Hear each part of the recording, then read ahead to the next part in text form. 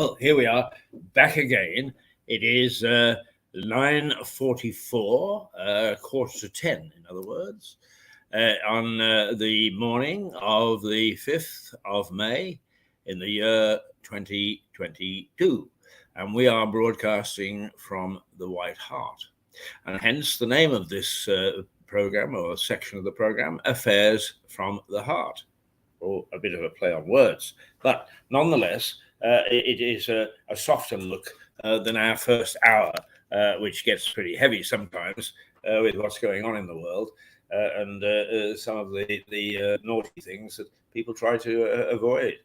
But here we are. We're in the White Hart. We just had a chat to Andrew Sloan, the barber out of Grizzly's Barbershop in Market Street.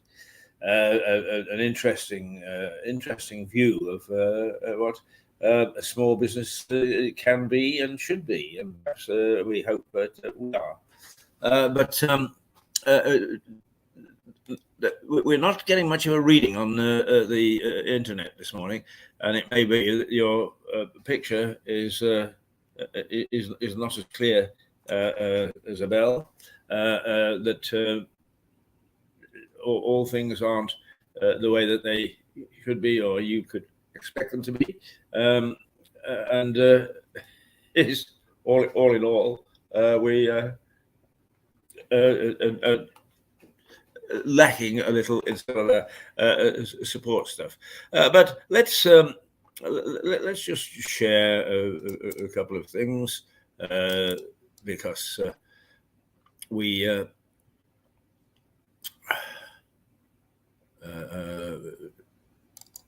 generally speaking, let's see, Thursday, this is it, I think, yeah. Now, we have, and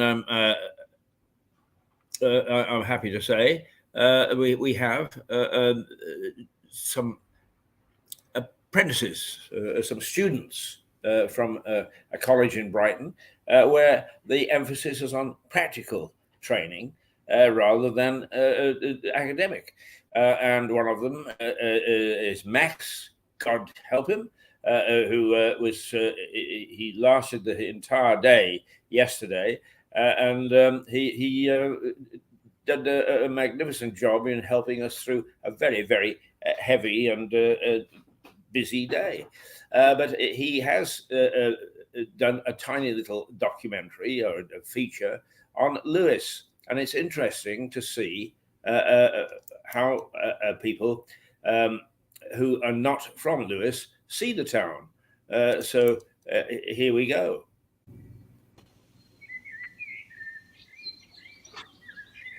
Today, I'm in a small town called Lewis, in the south of England, just a few miles away from Brighton. I will be taking a walk through Lewis and some of the historical sites, which date back over 1,000 years in this show, Hidden in Plain Sight. One of the best things to do in Lewis is explore the streets, as there is lots of historic Twittons to explore and look through. The high street is packed with small and independent shops, and there are plenty of pubs and restaurants to choose from.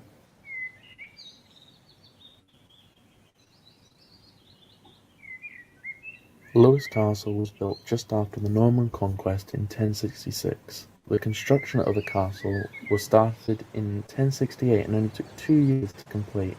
A war broke out below Lewis Castle, a war between Simon de Montfort, Earl of Leicester, and Henry III in 1264.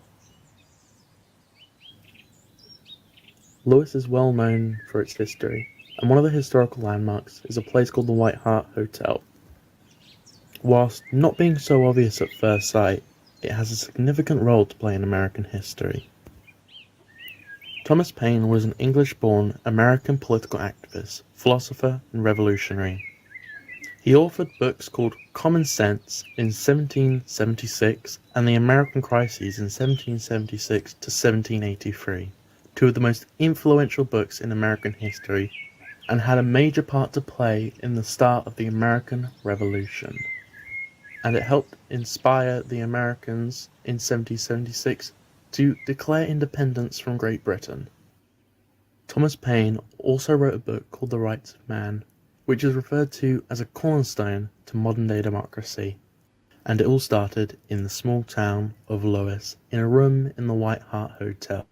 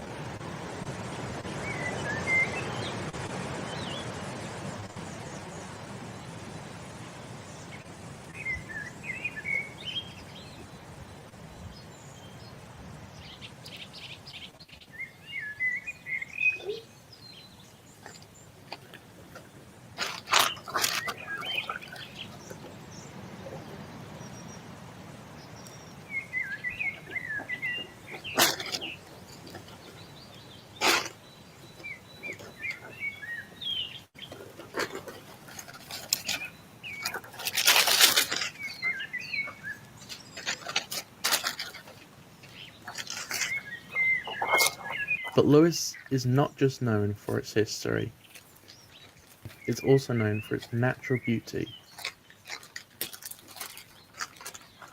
In the Greater Lewes area, there are some beautiful rolling hills and hiking trails that you can just walk through for miles, and whilst on these trails you can truly appreciate the beauty of the English countryside.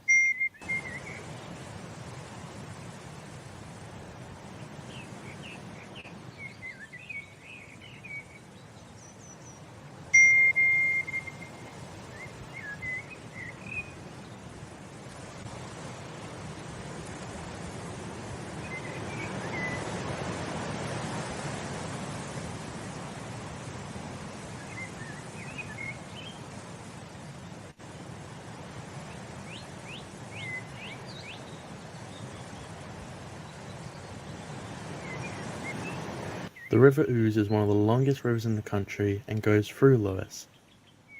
It's a beautiful sight to see and is home to many different species of fish. Lewes has so many different trails to choose from. It can take you all through the town, fields and hills. I would personally recommend Marlingdown Nature Reserve and the Lewes Downs, as you can stand atop of the hills and see for miles, which is a sight to behold and one you don't get to see that often.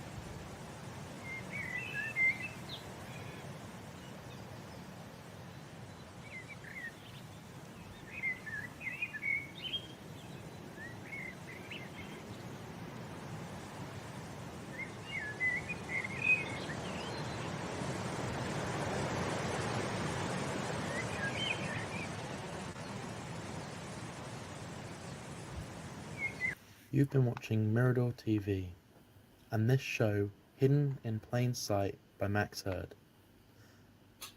Thanks so much for watching, and have a great rest of your day. Now, that is a little feature, the documentary, on the town in which we live and broadcast from. Now, because we actually global, the explanation is not really needed, but that is Lewes. It's Lewes, East Sussex. And there is a Lewes, Delaware, named after this particular town. Lewes, Delaware has some history itself, and it goes back to sort of the 1500s, whereas Lewes, Sussex, was a Saxon town, and probably was first started around 500 or 600 AD, after the Romans had left, and the Saxons established themselves. So there is a bit of a difference there, but in many ways they're both very proud of their history, and we do from time to time do a program with Lewes, Delaware. But this is a view of a young student. He's only 17 years of age. That was his first effort at a feature type documentary. It was very commendable indeed, and very showable, and it gives some idea of what our town is all about and what it's like. So there you are. That's a way to kick off to kick off the day. It is 9:56 on the 5th of May, 2022, and today in most parts of the United Kingdom, but not in Lewes, strangely enough, is election day. Election of regional councils, election of the devolved governments, election of local councils, small town councils, up to district councils, to county councils. So there's a whole raft of elections going on today, except from here. There are one or two scattered places throughout the country where the elections take place right in mid-term, as it were. So our next elections will be 2024. And why that is, I have no idea. Some administrative quirk, I'm sure. And by the same token, we are looking at probably a test of Boris Johnson's administration. The local Tories, or I don't mean the local to Lewes, but local constituency organizations are actually terrified that they're going to get tanked because of Christmas Gate, or whatever we're calling it now, the iced cake, the champagne, without it necessarily being reflected that Keir Starmer was doing the same thing and probably worse. The Mail has certainly gone after him to try and get him to admit that he broke the law, just as indeed Boris did. And to be quite honest with you, I think that it is very typical of the elitist attitude that our leaders demonstrate. They are not of the people. And a democracy has got to have some element, yes, of authority, yes, of leadership, yes, of even secrecy.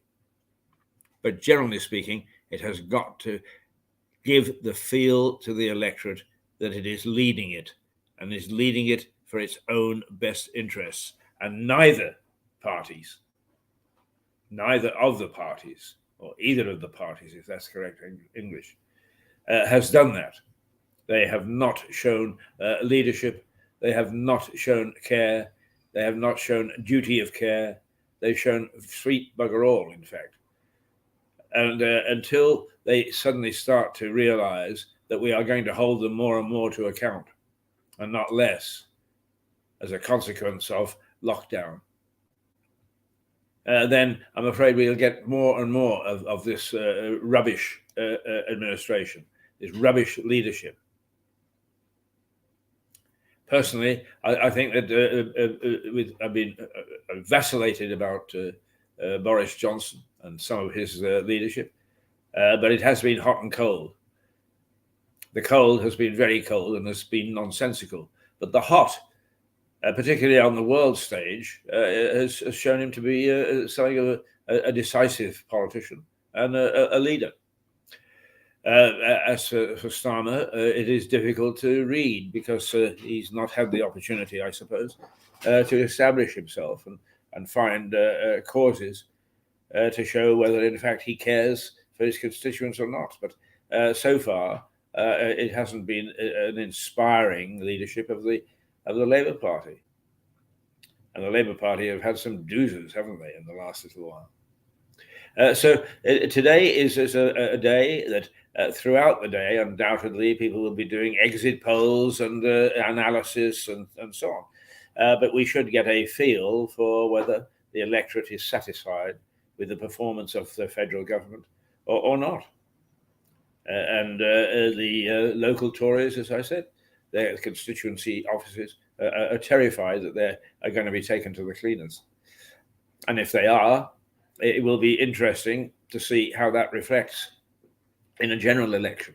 It doesn't always reflect. In fact, quite often it doesn't. It's when the electorate take the opportunity to show the leaders and to show what they think of their direction and a chance for them to pull up their socks and to switch courses. But you know, the main thing that is growing and growing and growing, and which many people seem to have stuck their head in the sand, is the war in Ukraine. And the war in Ukraine is a serious business. And still, there are those people that, oh, no. The Russians, Mr. Putin, would never, ever use nuclear force. But he's already used the delivery method. All he's got to do is to fix an atomic bomb to the end of one of these rockets, and that's it. We're off on a nuclear holocaust. And already some people have started to call this World War III. And now we Brits have started war games on the border between Finland and Ukraine. In other words, saying to Mr. Putin, come and get us. Because amongst the threats is Putin has said is that Finland will be the next target for a takeover, for an assault, for an invasion, in which case he will come into conflict with a NATO country. He will come into conflict with us specifically. And he has boasted that in his nuclear arsenal, he has got rockets quite capable of carving a deep furrow through British society, through British social structure, through the British fabric and material structure as well. Something which we never thought that in our lifetime. We thought the belief that World War II was the war to end all wars. And those wars that have happened in between, the Falklands War, the Vietnam War, the Korean War, have been considered to be brushfire wars.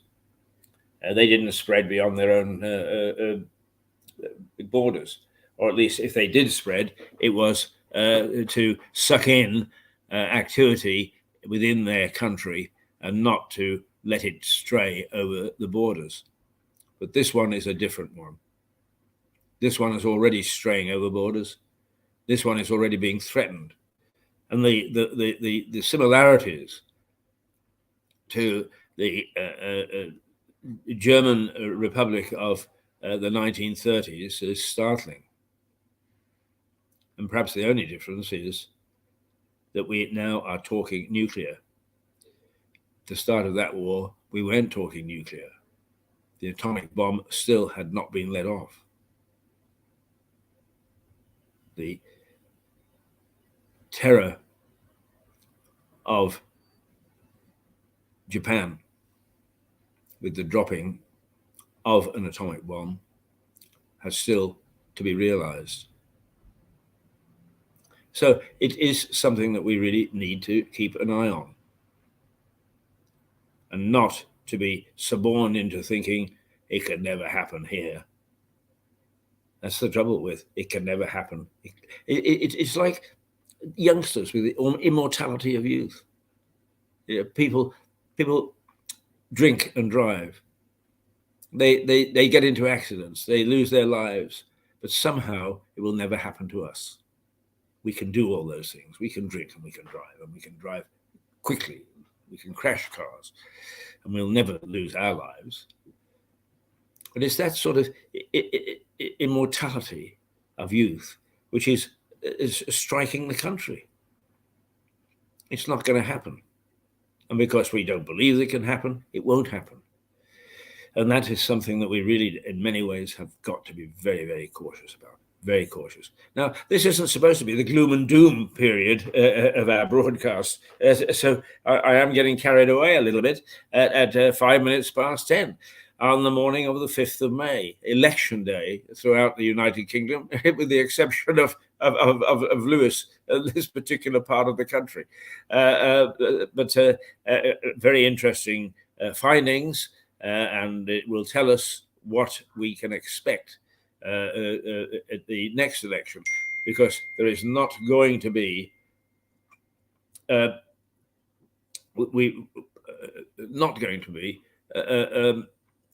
overwhelming majority such as Boris enjoyed at the last election.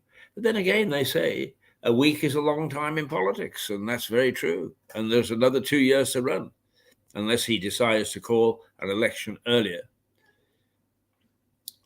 Maybe he will. Maybe he will. Let's lighten the load, shall we? Right. Well, actually, we've just been talking about the war in Ukraine, and here is my take on it, with the help of a song from the 1960s.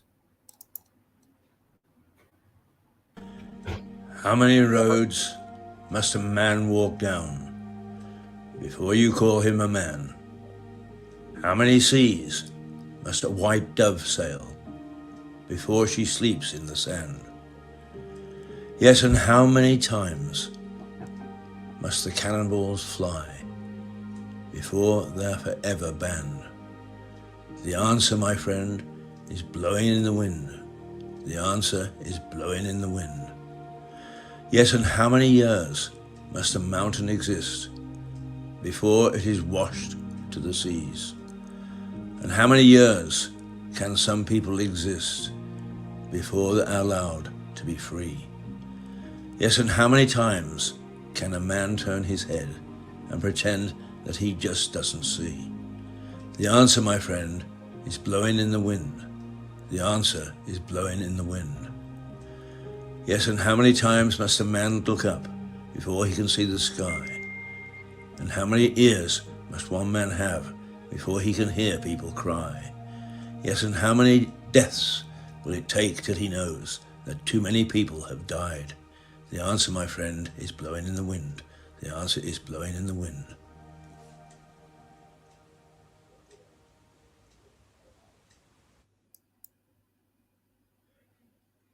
The end scene in that little snippet is of a medieval knight's helmet. It is a sculpture that sits in the Priory Park in Lewes, which was part of the site of the Battle of Lewes, which the Battle of Lewes took place in 1264 between King Henry III and Simon de Montfort's barons. And Simon de Montfort won. He beat the king at the Battle of Lewes. But the site of which a part of the battle was fought in the Priory, because the king had taken not refuge. He was partying in the Priory. It was a feast of St. Pancras, and so the court was there, and they were caught napping. But that was all about freedom from the divine right of kings. It was all about others having a say in our destiny. And it was fought in May, exact date I'm not absolutely sure, May of 1264. And the very next day after that battle, the first parliament, not a parliament as we would know it, but nonetheless, the first parliament was formed in Westminster. So that helmet is very significant in terms of the sort of freedoms which we value today. They took time to grow. In fact, they took several centuries to grow, because Tom Payne, who wrote The Rights of Man in this very, very hotel, and if you look at those beams, you can see that they very, very much are authentic, part of the original hotel. But he wrote much of The Rights of Man here, and developed his theories about who should have a say. And even that was in the late 1700s, the early 1800s. And even then, it was still very much a divine right of kings, that the elite still governed and the rest of us still followed. So it is one of those things that is very significant with what's happening today. In many ways, the Ukrainian war, yes, let's call it the Ukraine war, World War III, if you like, is all about whether one nation should become subservient to another. And the Russian approach is these people have been a bit naughty, so therefore what we'll do is we will actually take them over and we'll run them as a satellite. And if you doubt that that's true, they've been doing that for the last 4 years, because they took part of the Caucasus. No, they didn't take part of the Caucasus. They took a part of the Crimea away from. Well, didn't take it away, but they now govern and administer parts of the Crimea, which is the Black Sea area of Ukraine, now under the administration of Russia. And what they want to do is they want to do that with the rest of the Ukraine. But they've made it, Mr. Putin has made no bones about the fact that if he had walked into Ukraine without resistance, then the next would have been the Baltic states, Latvia, Lithuania, Estonia, and then Georgia, Azerbaijan, Armenia. And so it would have gone on until the old Soviet empire had been recreated. And so this war is very much about the freedom of self-destiny. So a lot of that is the environment from which we're broadcasting is very, very much, very, very much involved with the freedom of man, the right of man to evolve his own destiny, the right of man to enjoy unfettered thinking. And when you think about it, that has been very much under threat for the last 3 or 4 years. Brexit was the first. The refusal of a certain element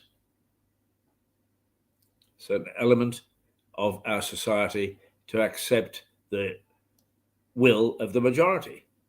Doesn't matter whether I believe in Brexit or not. Doesn't matter what I think. Is the fact of the matter is it was done in a democratic way and then should be accepted in that way. But was it? No. And we have got the wokes and the people who hound professors.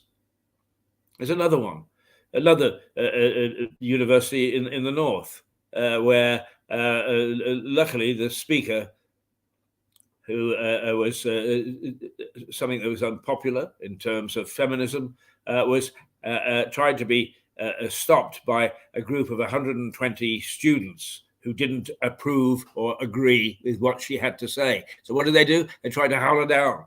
Well, she kept talking. And good for her. Doesn't matter a damn whether anybody heard. But she exercised her right to be able to express herself. And these people who ponce around talking about freedom of expression and freedom to do this and freedom of that, and nothing more than a group that want us to think their way. I'll tell you, watching Mirador is you never guess how we think because it's all over the place. We give vent to a lot of freedom of expression. People come on here and they can say more or less what they like, as long as they're within the bounds of the law. And that's what we believe in. And we are unfettered. We don't have any major industry or financial figure telling us what to do. I sometimes wish we had. We are able to use freedom of expression to get our voice across. And I'm happy to say, bit by bit, people are beginning to share that. People are beginning to appreciate what Mirador is trying to do. Yeah, okay. It's long and it's cumbersome, and it's only meant to dip in and out. That's okay. Dip in, dip out. We say we are like Marmite. Some people hate us, some people love us, but nobody ever forgets us. Well, let's no. I'll tell you what. It's now 17 minutes past 10, and we normally like to do is to go to our little park, because this is the showpiece. It's both historical but beautiful. It's a great leisure facility, but by the same token, it is reflective of what Lewis is all about. It's the Grange Park.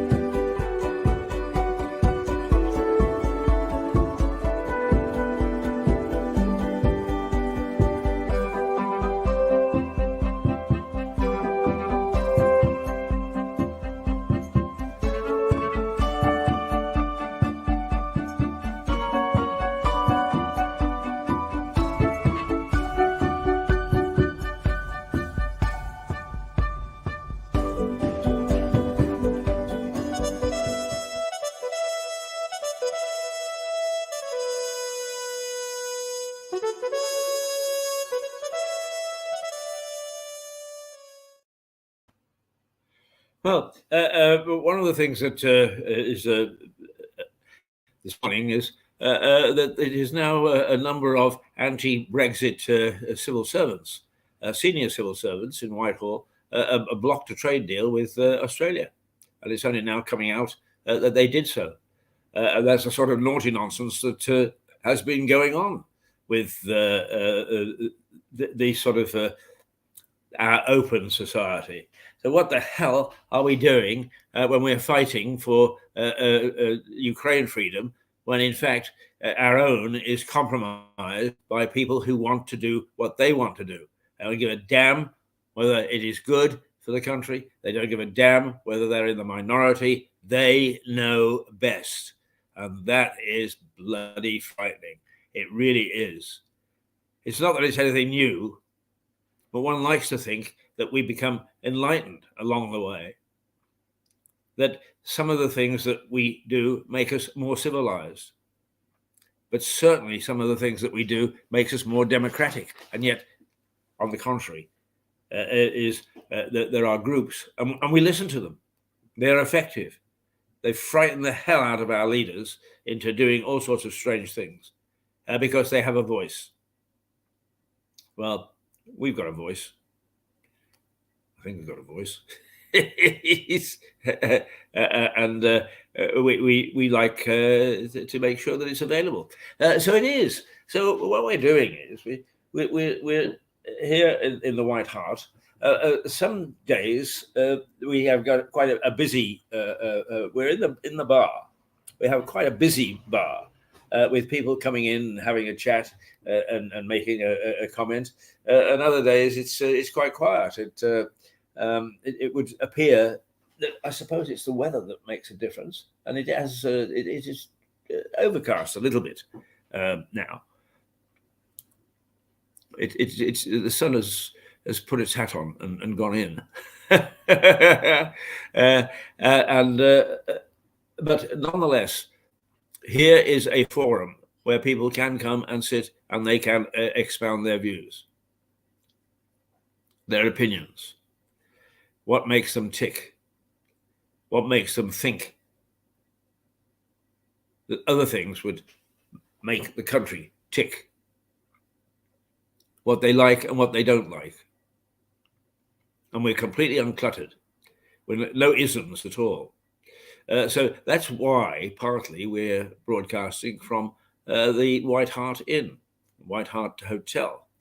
And the other reason is it is right bang smack in the heart of Lewes. So we are accessible to people. It's a different type of television, and it'll take a little bit of getting used to, but you are welcome. When you walk past the White Hart Hotel, you are welcome. Walk in through the front door, walk into the bar. What you do is you say, "Hey, Keith, I'm here to have my say." And we will make sure that you have your say. So don't feel inhibited. Many people say, television reflects a certain sector of our society. So, well, there's a lot of truth in that. But here is your chance. We had a lovely man in yesterday from Wiltshire who lives not far from Stonehenge, and he was here because he loves walking. He'd say he'd been to this hotel a couple of times, and he was going to investigate Alfriston, which is once again very historic. It is said it challenges as a place where King Alfred, after a defeat, a Saxon defeat to the Vikings, hid and burned his cakes. Now, there are half a dozen places around this part of the world that make the same claim. So one doesn't know whether it's true or not. But it is old enough, and it looks old enough, and it has been retained as a very, not twee, a lived-in little town, a little village, but by the same token, showing the ravages of history on it, and so some pretty nasty things. I mean, the priest there expressed some unpopular views. In fact, I think that he got involved one way or another with the smugglers, and he was hauled from his living, from his parish, from his church, and was strung up. Summary justice. And in fact, justice in this part of the world is it makes you realize, when you are able to look at some of these things and talk about them, it makes you realize just how far we have come. Because in the 1800s, late 1700s, early 1800s, this part law was under the forceful manifestation of a gang, a smugglers' gang called the Hawkhurst Gang, who virtually dominated the entire county of Sussex. And they dispensed summary justice. And so powerful were they is that they actually took on the British Army at Robertsbridge, not too far away, and beat them. And more or less said, "Don't you dare come interfering in our affairs." But they were vicious, they were nasty, and they particularly got onto the backs of the revenue people, the customs men, whose job it was to try and catch them. They short shrift with those. Tom Payne was a revenuer. He was a customs man. And there is one reference to he bravely fought the Hawkhurst Gang, the smugglers of the time. Whether there is evidence, I can't actually come to grips with any evidence except that he was a customs man at the time of the Hawkhurst Gang. Is that he actually did stand up to them, and they were rampant in Lewes because Lewes at that stage was a port, and as a consequence, imports and exports were very much part of the scene. But nonetheless, they were savage and they were brutal, and they brooked no interference, and that was the law in those days. It was in that era that Robert Peel introduced a police force, the Peelers, or because it was Robert Peel, is the Bobbies. I don't know where the fuzz came from. Perhaps it's because smugglers didn't shave early in the morning. Who knows? But generally speaking, we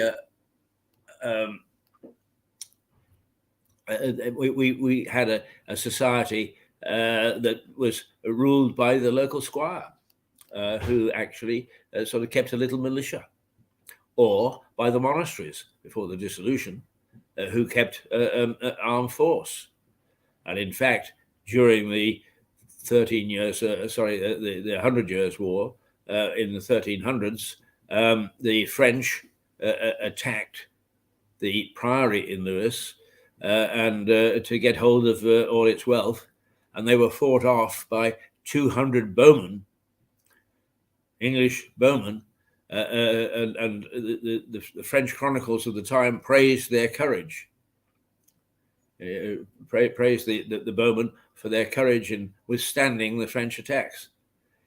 So it was all happening. The law and order until Robert Peel started the Peelers, the Bobbies, was a very much hit and miss affair. In fact, there is in the local church, the Church of St. Michael's, a frieze on the wall of the church lauding the actions of one Sir Nicholas Pelham, who was the squire. He was the authority, and he kept his own band of soldiers, merry band of soldiers. And he went off to Seaford, a small coastal town, no more than about 6 or 7 miles from here, and fought off the French very bravely, and was recognized for that. But later, he was the king said to him, right, I want to borrow some of your soldiers because I've got a few things that I've got to settle with those Normans, actually, not French, the Normans across the channel. So I want to borrow some of your men. And he said, no, bugger off, king. You're not getting hands on my little merry band, and was thrown into the Tower of London for it. And not many people came out of the Tower in those days, but he did, and went on to be very distinguished. And in fact, around Lewes, the name Pelham, there is a Pelham pub, the Pelham Arms, there's Pelham House, where the family lived uninterrupted for 200 years, which is a record in the UK. the same family stayed in that the same dwelling for 200 years. It's now a wedding venue, would you believe? Not a very fitting end for a distinguished mansion, but nonetheless. The way that it was, the way that it is, and the way that it will be forever, I suppose. Right, I'm just trying to take a look at the time. 10:29. Oh, 10, well, coming up to 10:30. On the 5th of the 5th, 2022. The 5th of May, 2022. Election day for much of the country. What shall we take a look at now? Let's take a look at this, because it was done a little while ago, but it just shows some of the culture that we have here and the determination of individuals to get things going. And I'm here at the Star Brewery Gallery in Lewes. Shortly I shall be talking to Nita Peterson, who runs the gallery and is also an artist herself. Nita, you're having an exhibition in January, or which going into February, which is rather unusual, isn't it? Usually the gallery's closed in January because it's just not worth putting an exhibition on. Yeah. And I was meant to have 2 artists doing drawing lessons in here, but due to COVID it got cancelled. Yeah. So I was doing all the admin work in here, and I had people coming in just looking at empty walls. So I thought, well, I might as well put some of my own work on the walls, which I did. Oh, wonderful. Just for people who are watching, Nita's exhibition runs till February 6th. If you can get round, it really is worth watching, I can tell you. No, so by the way, I have decided to extend the exhibition for another week, as I'll be open Wednesday till Saturday next week.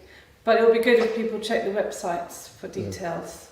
Nita, you called it My Creative World, and when we went on, you talked about the range of your artistic endeavourment. I mean, there were cushions, scarves, pillows, sculptures, prints, and everything. So you've got a terrific range, and you have got a great following when you've been in galleries around the world and so forth and so on. And you've got international reputation. So let's go back to the start. You were born in Bombay and you lived in Denmark for many years. Were you happy there? Did you have any creative feelings there? Did you write books, scribble books, or what?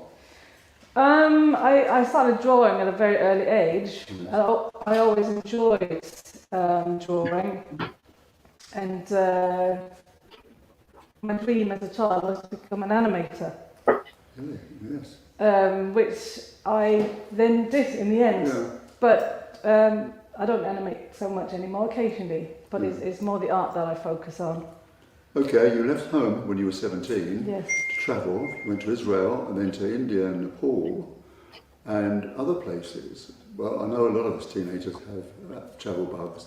But was that to investigate your roots, or was it an artistic voyage, learning about cultures? Yeah, Israel, I suppose. I mean, I was 17 when I went to Israel, and I didn't know what I wanted to do. So I thought I need to go and explore a little bit of the world and maybe get to know myself through travels. So Israel was more just to sort of try and get, just experience something new and different. But India and Nepal was definitely to find out about my roots and the culture of where I came from. I see. And then after that, you travelled widely, and then you actually, in 1997, came to Lewes. I did. Now, I always ask people this, how come with your wild experience and so on, that you came to a small county town in southern England, beautiful and it is. Why did you choose Lewes? Well, I joined this Danish educational program for people who didn't go to college. So they allowed me to construct my own studies, and it was like a 3 years long course. Yeah. And I wanted to go to San Francisco and study film, which they said was fine. But I had to come to Lewis first and study for 3 months at Lewis Tertiary College, just English, which I did. But I ended up loving it so much that I went to Brighton College of Technology. But then later on, I went to New York Film Academy instead of San Francisco. Yeah, I was coming to that. And next then, off you went to San Francisco and so on. It's been said about you that in your remarkable career, a lot of your real life experience, in fact, had a Good morning. big effect Well, thank you. on And you? yourself as an artist. That's What good. does that mean? Exactly? Lovely to see you. Well, I mean, my artwork for me is very personal. And if you look at the stuff I have in here now with the prints and also, talk about me, right? well, I suppose maybe some of the Who knows? where I've used some of the illustrations from my artwork, but printed onto my bags and my scarves.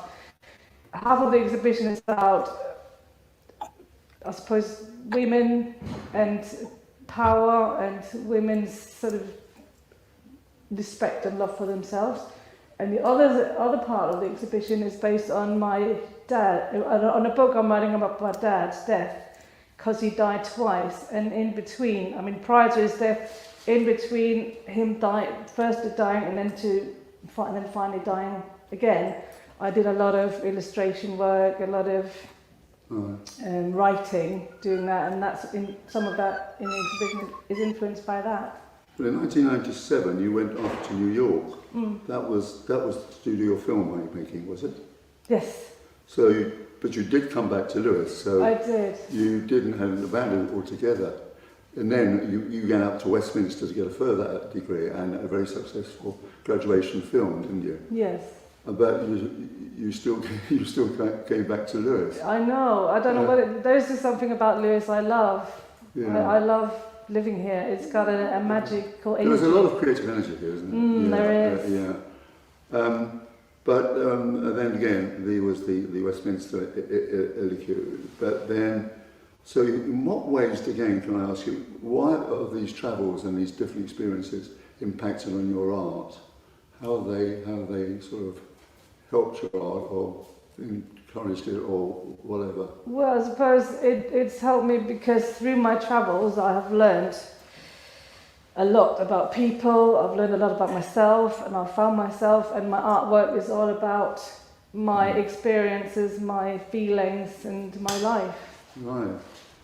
Okay, so in February last year you became the owner and a director with a little bit of help from your friends, I have to say. You know what I'm talking about. And you've been running very successfully a series of exhibitions of local. You must feel very proud. I am. Yeah. It's been a great journey, and I've got lots more exciting exhibitions coming up in 2022. It's been so very good talking to you, Nita.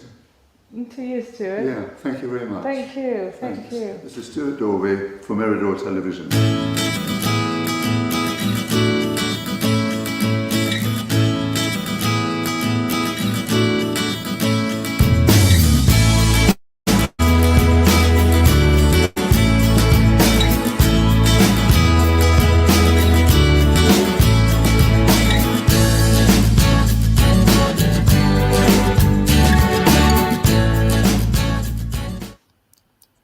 Well done, the energy companies. They're full of bright ideas to help their customers.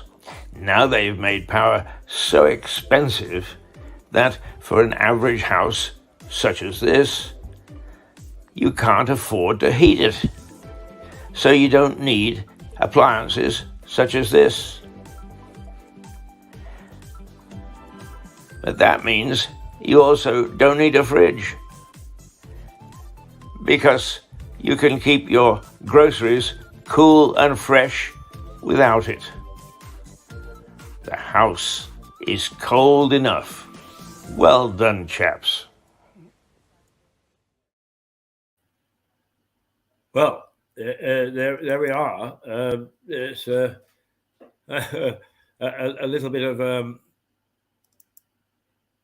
as we say, editorial there. It's that you can actually do without a fridge in All right. There's a few things that have come up, I'm happy to say. And one is, let's have a look. Yes. Well, actually, it looks as if the picture isn't that bad today, and I'm happy to say, and we can get that improved. And all in all, it makes me feel rather better than I have of late. No, that's not true. I'm fairly buoyant. I'm fairly happy with the way that things are going. And I'm very happy that we are able to broadcast from the White Hart Hotel, where so many different things have happened in the White Hart. When I pointed out yesterday to our young apprentice, a student, that Mick Jagger had ordered a takeaway when he was in Lewis prison. He was totally gobsmacked. And the first thing he wanted to know is, do you think that they have a copy of the menu of his order? And in fact, somewhere tucked away in the hotel, Cliff Aries, the owner, tells me, yes, there is. But they're not quite sure where it is. It's been misfiled over the years. So Mick Jagger's takeaway while he was in Lewis jail, Lewis prison, is at the moment a bit of a mystery. But he was banged up on a drugs charge early on in his career, mostly because the establishment were a bit worried about his influence over the young. And he was only banged up for about 24 hours, I believe. But he came in on a Sunday evening and he was hungry. So he said to the warder, "Where can I get a takeaway in Lewis?" And the warder said, "Well, takeaway in Lewis." And in those days, it'd be 1970s, wouldn't it? 1980s. In those days, you couldn't get a takeaway anyway. But the only place that you could get it was the White Hart. So he phoned up, and sure enough, they put something together for him and took it down to the prison so that he could be fed. Well, they are. Those are the sort of things that happen in this town. Where are we? It's 10:42 on the morning of the 5th of May, and in the year 2022, a year that has astounded people with its severity. We started with lockdown. We found the vicious infighting of Brexit. We saw unprecedented numbers of emigres, asylum seekers, come swooping in to the south coast. We saw the fishing wars start again. We saw a strain on the economy. We saw the cost of living rising. We saw inflation return after almost a 20-year absence, and something which even now, most people who never suffered inflationary pressures can't come to grips with. They don't know what it means. Well, basically, what it means is that today something costs £1, tomorrow it costs £1.05, and if it's galloping inflation, the next day it costs £1.10, and so on. And we have got galloping inflation at the moment. It looks as if it may hit double figures, and that's unprecedented. To get an inflation level of that amount is almost unknown, and yet we've had to put up with that, and at the same time growth has been stunted because of the pandemic. We can't get away from that either. So all in all, we have had a horrific year to date, and let's hope that it's going to get better. Now, one of the things that is nice is that the recreation of the Battle of Lewes this month is going to take place. The raft race is going to take place. I think, with any luck at all, we're going to see other festivals that recreated, which had to take second place to lockdown. We have already, on Monday, we had the Knots of May, and the traditional Morris Men and the May Day dances and parades down the High Street. We have seen an awakening of some of the pubs. We've seen people starting to talk to one another. So there have been some positives, some real positives, and we hope that they will get better as the year goes on. But it was a horrific start, and a start to a year that really one couldn't even think about a couple of years ago. It is 10:45 a.m. Outside is not as bright as it was first thing this morning. Jane has come in to tend to the bar. I ask her to open up in the morning, and she looks sternly in my eyes and says, "You are not allowed to have a drink before 11 o'clock." So I am abstemious when I'm in this bar. All I do is I talk. And actually, I talk better than I drink. But she makes absolutely sure that I am kept on the straight and narrow.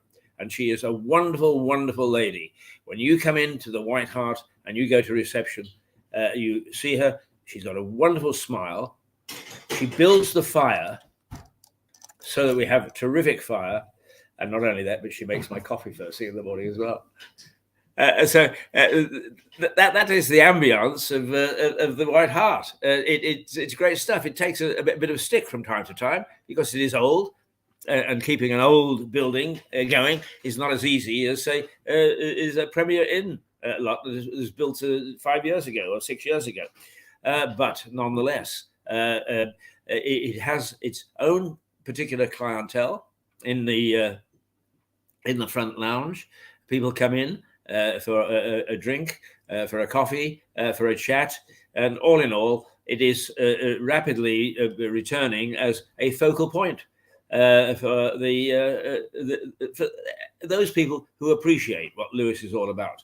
Oh yeah, I mean, the pram pushers, the runners in, the people who only see things in terms of how much money they've got and what bigger house they've got and what sort of car they've got. They go to these new coffee shops, which are soulless, heartless places. Not bad coffee, but generally speaking, not the sort of place that encourages bellying up to the bar. But the White Hart encourages that sort of thing, and that's why we're delighted to be here, because we are available. We're here, and anybody who comes in, and there's a lady who's right now having her coffee in the outside bar, what used to be known as a farmer's bar, and she's having it, and she popped in because she has a little chat whenever we're here. And she came on our very first day broadcasting from here. And I'm happy to say that she thinks that the sort of ambience that we create is terrific. So do drop by the White Hart Hotel. It doesn't do food anymore. You can get cake and that sort of thing. Why not? And it is an opportunity to relax in a nice atmosphere. It's an opportunity to come and get on TV. And there was a gentleman yesterday, not from Lewes, he's from Wiltshire, and he came in, he wandered into the bar, and we said, "Good morning, who are you, where are you from?" And we said, "Sit down and tell us a little bit about Stonehenge then." Because he's from Wiltshire and from Stonehenge, and which he did, and it was that sort of day. We had a real mixture of people yesterday. We've had Andrew Sloan from Grizzly's Barbershop in earlier. and we have looked at, we had a report from Stuart Dolby, who's our energy expert, but who was very interested in the Star Brewery. What is the name that we give to these places? The art gallery, I suppose, is the Star Brewery Gallery, and Nita Peterson, who runs it, and who, once again, the wonderful entrepreneurial spirit which we get here is she started this gallery, and although that was a program that was done in February when she was got an exhibition on, is that gallery's doors are open. You can go in, you can enjoy the paintings, her work, and some of the work of other artists who are invited to come on board. And we hope that our almost resident artist, as it were, Sarah Fitch-Hayes, will be returning very shortly. She and her family had COVID, so she had to cut, and it was just at the time that we were making changes and coming up to the White Hart. So we haven't had her back just yet, but we are taking our time to make sure we get things in place properly. And so Sarah will undoubtedly be back and taking us through her artistic experiences and her preferences and what's happening in the local art world. Right, okay, 10:51 it is, 10:51 on the 5th, and I keep on stressing the 5th because it is election day. Election day in everywhere but Lewis. Why we're out of step? I think there are one or two other places out of step in the country too. But why we're out of step with the rest of the country, I have no idea. But we can relax because we don't have we don't have the electoral process here today. The people elected last time are 2 years into their stint. I can't say that I think that they've covered themselves with glory, but there you are. The one thing that they have done is they've managed to make sure that there is nobody left in as far as the civil service side of things in Lewis. It's all either partly in New Haven and partly in Eastbourne. In fact, mostly in Eastbourne.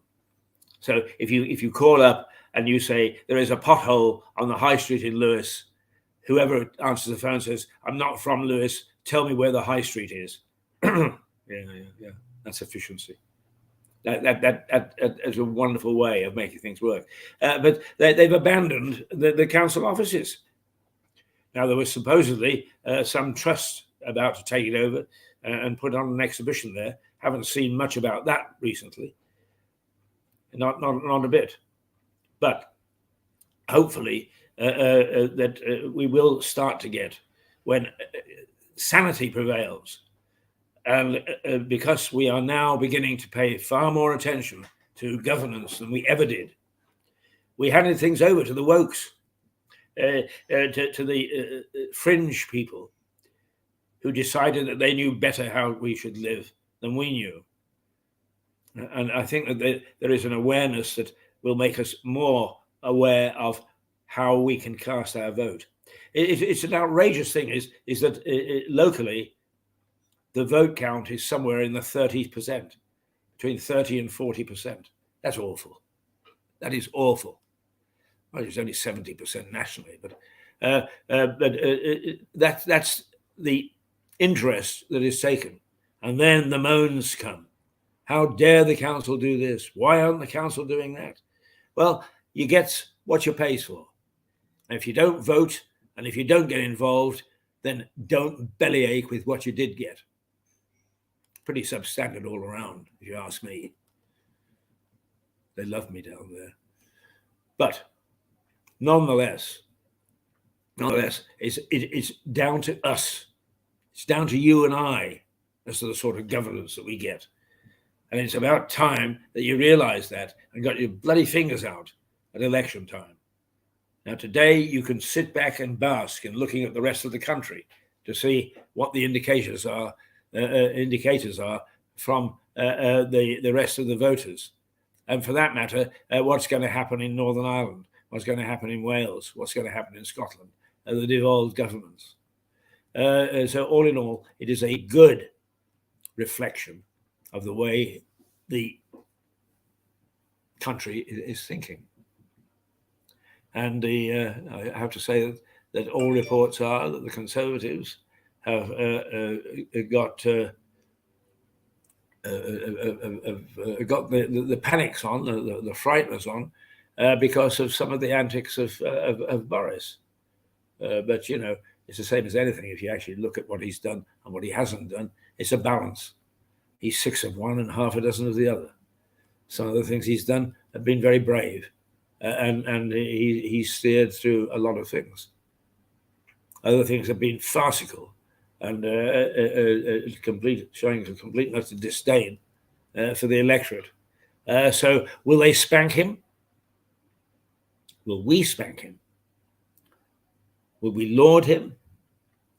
Or will we be neutral and sort of say, ho-hum, who cares? I hope it's not ho-hum, who cares? Because we are now entering parlous times. We are getting new experiences. Stagflation, where inflation takes place and growth doesn't. We are not used to inflation. We're not used to prices going up. As a consequence, we've had a pretty fat and sassy lifestyle. Money cheap, accessible, goods affordable, jobs plentiful. Now that's coming to an end, and we're all going to have to suffer it. So it'll be interesting to see whether we blame the Conservatives, the government, whether we think Starmer and his lot can do any better, or whether we just simply want to spank people and let them know that we disapprove. Wow. Hi. We need to know what we're doing this year. It's next month.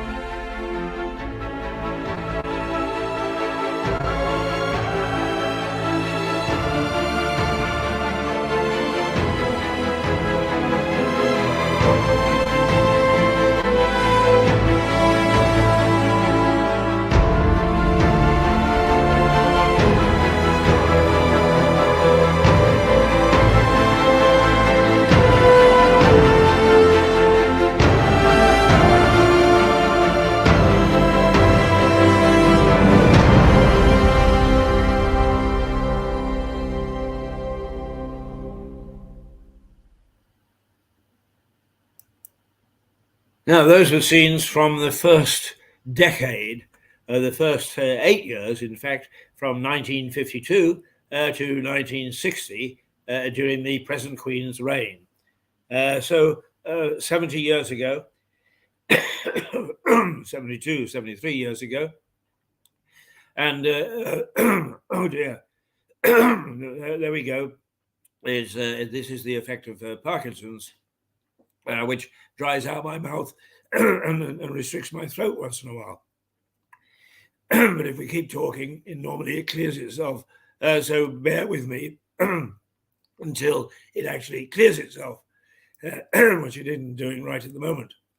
Never mind. We'll get on with it, and we'll take a look at a few other things, because we say we like to take a look behind the headlines, and we've been through earlier in the day. We've been through the front pages of the newspapers, and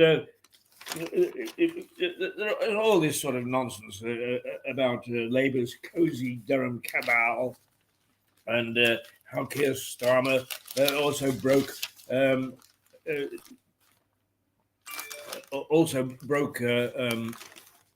rules of lockdown,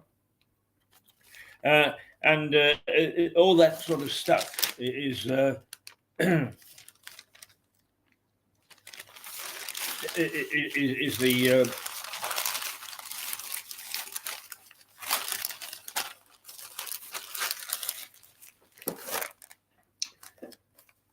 all the rage about rabbiting on about, and which, in my opinion, is I'd much rather that our elected officials and the civil service got down to keeping an eye on the really tough things like the war, like inflation, like shortages, like energy. All these things need very close attention, because they are the things that will interfere with our way of life. And if we don't have a governance, if we don't have a party, if we don't have the support staff to keep an eye on these things, then they will affect us in a very, very bad way. And that is something that we must try to avoid. So worrying about whether somebody had a slice of Christmas cake with icing, or whether they had a party function at which beer and curries were served. Frankly, I'm not a curry man, so you wouldn't have found me there. Is really a question of priorities, and the priorities which are being reflected in the newspapers are not my priorities at all. Get stuck in and start to solve some of the problems that we've got, and not least of which is it really is. It's like ostriches. You talk to people about the war in Ukraine, and it's, well, we're not even sure where the Ukraine is, and so what? These are the sort of things that very many people don't really want to worry about. Well, we should be worried when somebody who is determined and who will not take being belittled, will not take defeat lying down, has got in his fist rockets which can reach us and warheads which can devastate us. Then we should be keeping our eye on that and not on a slice of iced cake. Now, just to show you how sometimes the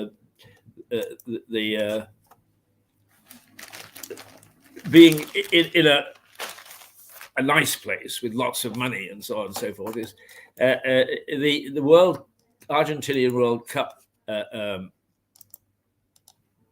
Oh dear, come on.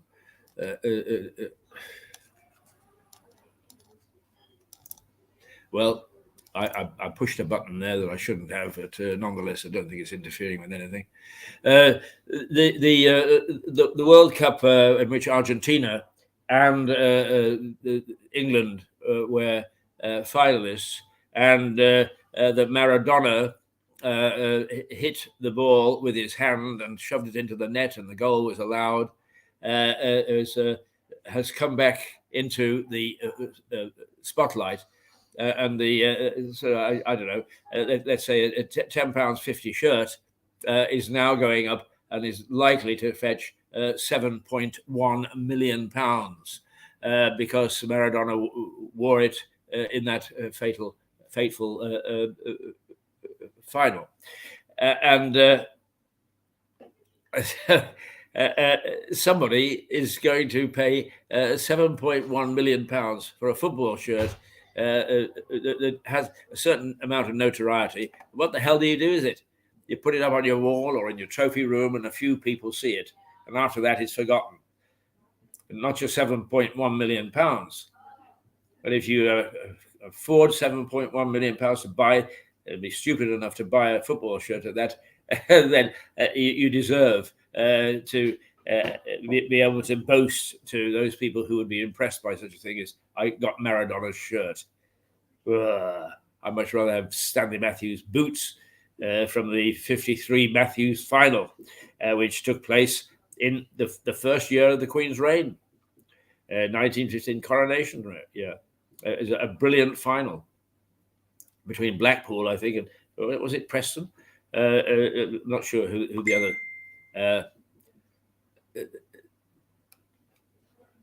Yeah, we're getting. Oh, dear. We've.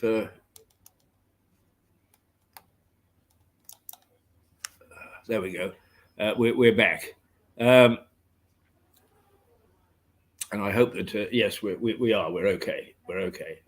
I'm checking the monitor. I've been checking the monitor because of the quality of the picture, but it's been okay this morning, at least on our monitor. No, not 100%, but very watchable. Anyway, so anybody who's daft enough to pay £7.1 million for a Maradona shirt is got to be daft enough to only keep it for some of his friends who would be impressed with such stuff. Hey, where are we? Well, 11:06. Time is fleeing. Time is going by. Let's have a look at what else we've got tucked away. Well, here's one that I just love because it is so typical of so many civil servants at the moment who don't want to go back to work.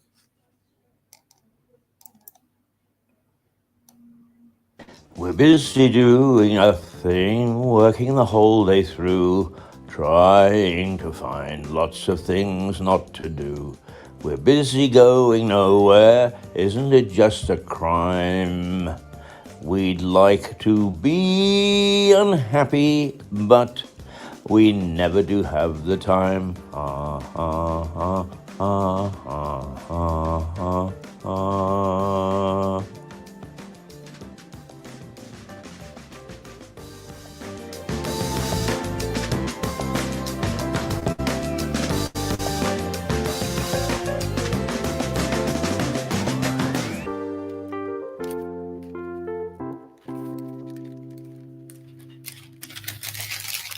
Well, there you go. Busy doing nothing. Let's pull ourselves back here. We've covered up some stuff in the newspapers. Just to take a look at the stuff that you wouldn't normally see. Now here's an interesting one because apparently, once he's actually taken over chunks of Ukraine, Putin has been nicking the grain. And is many multiple tons of grain have been shipped back to Russia to make sure that the people there don't starve as a result of his adventure into the world war game. But also, it is taking food from those people who left in the Ukraine, who are starving. And one of the things that Stalin did was he actually starved the people in the interior, the middle classes, the people who owned the farms that weren't collected, I mean, he literally starved millions of them to death. And oh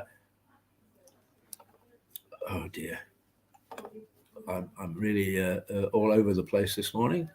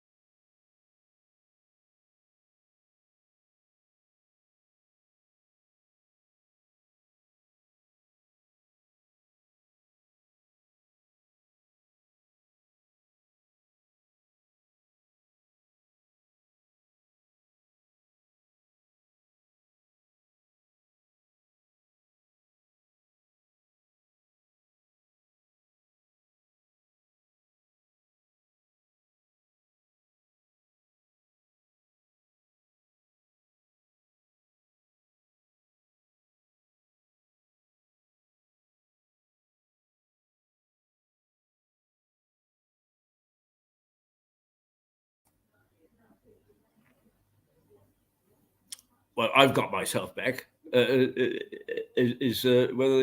we go. There we go. I do apologize for that. I've tried hard to put a newspaper on the end of the table where it won't fit. And as a consequence, my twitchy finger got all wound up in all sorts of things that it shouldn't. We are back on track now, and thank God I was able to do that much anyway. So busy doing nothing was the theme as we left that little bit there, and that was to do with the fact that an awful lot of people don't want to go back to work, and particularly civil servants. And they had it so good, but I think that they're going to actually suddenly find that it ain't quite as simple as that, because the effects of economic activity, inflation, and cost of living, energy prices, and so on, as all having a singular effect on the way that we live. And eventually we will want to blame somebody. And guess who's in the firing line? Oh, they'll complain, it's not our fault, Gov. But there is a lot. And actually, you know, it is reflective, isn't it, of the NHS. Okay, individually, I've never had really a bad doctor or a bad nurse. They're all dedicated. But the way that they go now is they all chase like lemmings after the same thing and commit suicide. So now we've got no doctors. You can't get to see a doctor. You can't get to see a nurse. You can't even get into your surgery for weeks on end. So that sort of thing is, and who are we going to blame? The people who aren't at their desks at the moment. That's who we're going to blame. Yes. At 13 minutes past 11. Let's go back and replay one of the things that we I earlier in the program, right at the start of the program, I actually showed a little documentary that was done, or a little feature done by our student, Max Hurd. And Max asked if he could have a go at doing a little documentary, which he did, and he did a very creditable job. So we showed it, and it's seeing Lewis through the eyes of somebody who doesn't live here. And I found it charming and nice, And I think what we'll do is it's just long enough to almost play us out. So here we go with Max Hurd's documentary. Max being one of our students and who is here to learn. God help him from us. Here it is.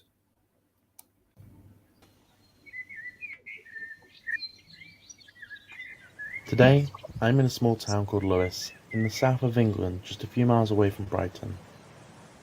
I will be taking a walk through Lewes and some of the historical sites, which date back over 1,000 years in this show, Hidden in Plain Sight.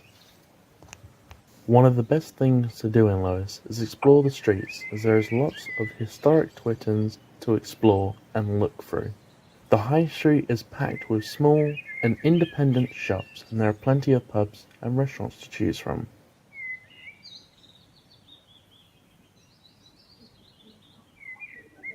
Lewes Castle was built just after the Norman Conquest in 1066. The construction of the castle was started in 1068 and only took 2 years to complete. A war broke out below Lewes Castle, a war between Simon de Montfort, Earl of Leicester, and Henry III in 1264. Lewes is well known for its history, and one of the historical landmarks is a place called the White Hart Hotel. Whilst not being so obvious at first sight, it has a significant role to play in American history. Thomas Payne was an English-born American political activist, philosopher, and revolutionary. He authored books called Common Sense in 1776 and The American Crises in 1776 to 1783, two of the most influential books in American history, and had a major part to play in the start of the American Revolution. And it helped inspire the Americans in 1776 to declare independence from Great Britain. Thomas Paine also wrote a book called The Rights of Man, which is referred to as a cornerstone to modern-day democracy. And it all started in the small town of Lewes, in a room in the White Hart Hotel.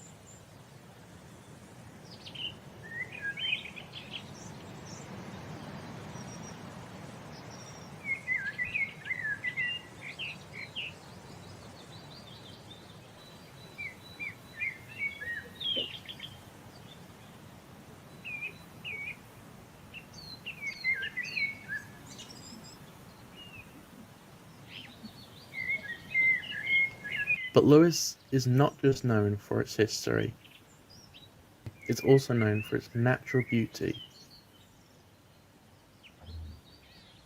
In the greater Lewes area, there are some beautiful rolling hills and hiking trails that you can just walk through for miles, and whilst on these trails you can truly appreciate the beauty of the English countryside.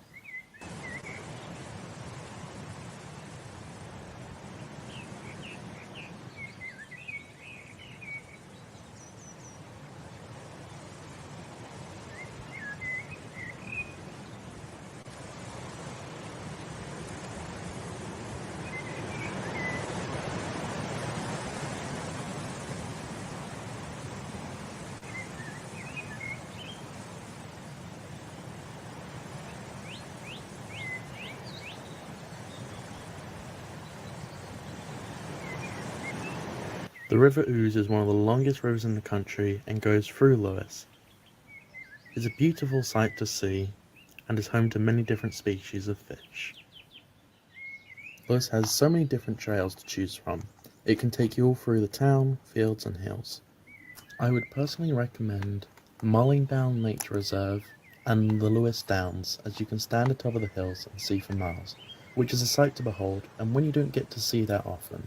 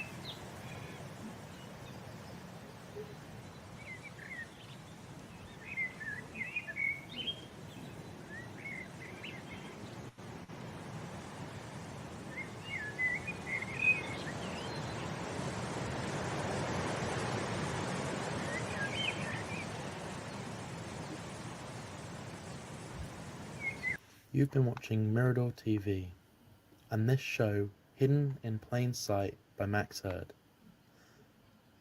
Thanks so much for watching, and have a great rest of your day.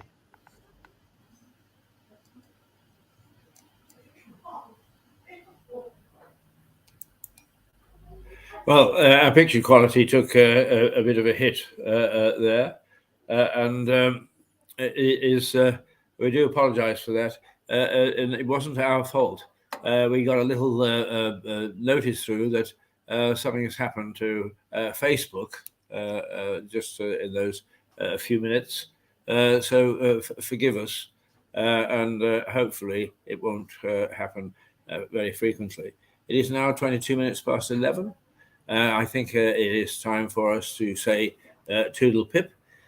Just a reminder that what we can expect this evening is an indication of how the country has viewed Boris's administration, how they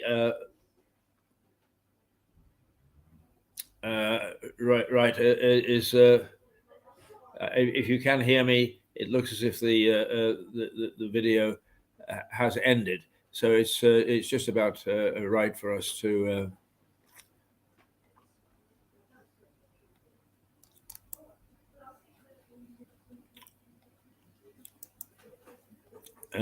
just about right for us to end. Sorry about that, but nonetheless, this is the day that the public will let Boris know whether they give him a bloody nose, a spanking, or in fact a total rejection. Who knows?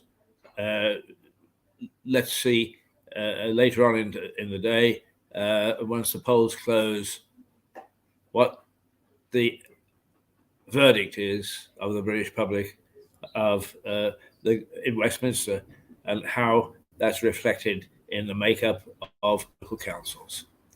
I think we then have to say toodle pip, and we'll see you tomorrow morning. Do watch out for some of yesterday's programs. There's Energy Matters, which gives you some idea of why energy is going to continue to cost, and what is happening about windfall taxes, and also a very inspiring interview with a young man with cerebral palsy who managed to achieve a marathon in the United States. But for the moment, that's us. Until tomorrow, Friday the 6th, a very good toodle pip.